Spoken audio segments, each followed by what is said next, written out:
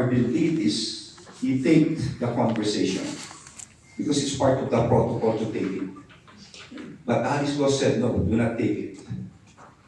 So what happened next was a picture was taken of us for internal record of the police for documentation. So when it was taken, I was unaware, just look at the camera. And I didn't know that si Alice Go katabi ko, nagpapakyut pa lang gano'n.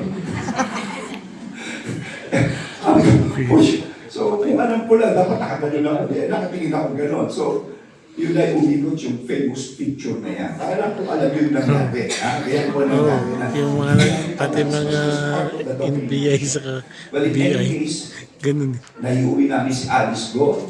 Nakaposas po siya pagdating ng aeroplano because in Indonesia, maluwag sila doon dahil wala kang kaso. At umasa sa Pilipinas, nakaposas, nagmag siya, etc. So, tapos na po yun. Ngayon, bakit po kailangan umuwi? Because Pastor Kibuloy has been arrested ngayong pong araw na ito. So, nakalapakan ko si Chief Pagbil at ang polis natin doon. Nasasabi na natin, di ba? And then to walk up there and present Pastor Kibuloy to the public in a press con. So, tapos na po. Okay. Pangatlo, hopefully, makukuha na rin si Tebes. Ito yung pumatay kay Bigano, remember? Hindi na henchman, gano'n. So, sa ako Manila, tulog ako 2 oras, balik na naman ako sa inyo dito. Para ko yung predator, tapos balik na naman. No? Pero, hindi hindi naman nakakapagod yan. Importante, alam mo sa puso mo. Tama ang ginagawa mo, di ba? Lahat ng klaseng batikos, bashing, lalo-lalo. Just remain focused. I remember then when you were against, by the way, these are the cases of Pastor Kibuloy, human trafficking, and also exploitation of minor, sexual exploitation. He has a case in the United States and the Philippines. At ang kanyang followers, hindi biro. They were claiming 5 million. So it was very difficult for us na pasukin doon. So, ganun po kahirap. But then, we were able to do it. If there's one thing I would learn here, it's really trust. Tumiwala ako sa polis. Secretary at operation namin. Ganun na. Tiwala ako sa iyo. Parang ka tumatalo sa building, may sasalo sa iyo. Kasi kung nagkamali siya, patay kami pare-pareho. Ang dami namin demanda as of now.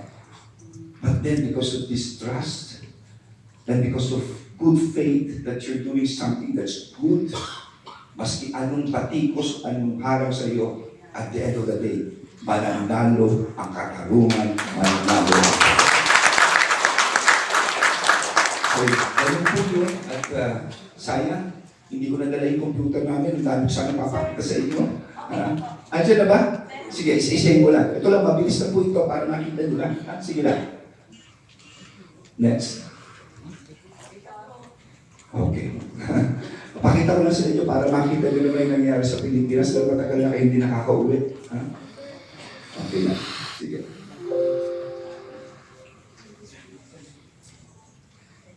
Pasensya na kayo Naghanap ako ng aeroplano papuntang Maynila. 7:40 ang flight namin ngayon.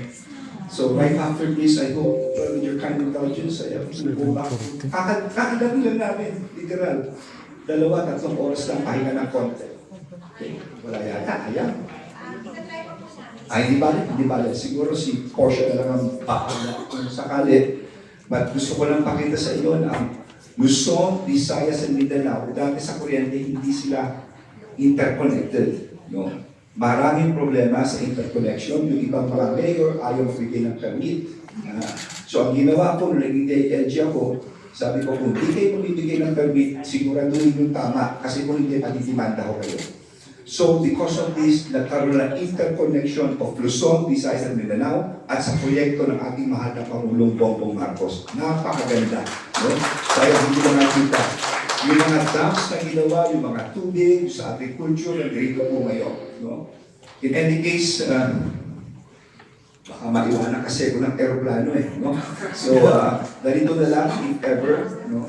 Andito naman po siguro si Ambassador Ver para pagkatapos po nito. No? Isa lang masasabi ko, andito yung ating pulis na nag-iwan kami sa bawat city ng 4 OFW, no, ng mga reklamo. Uunahin namin kasi alam ko, iba sa inyo are working parents, yung mga anak po ninyo na iwan sa Pilipinas. No? Magsabi lang po kayo, no, at we will take care of it on the ground level. No? Yan po ang programa ngayon ng Philippine National Police. No? So, sa ibig lahat, no, pasensya na po, but we need to go home right now. Medyo ano lang po, biglaan lang po ito.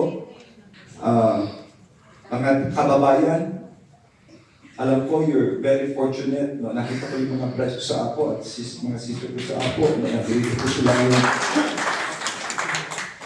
napakabait po ng pamahalaan ng Good Dubai. And that is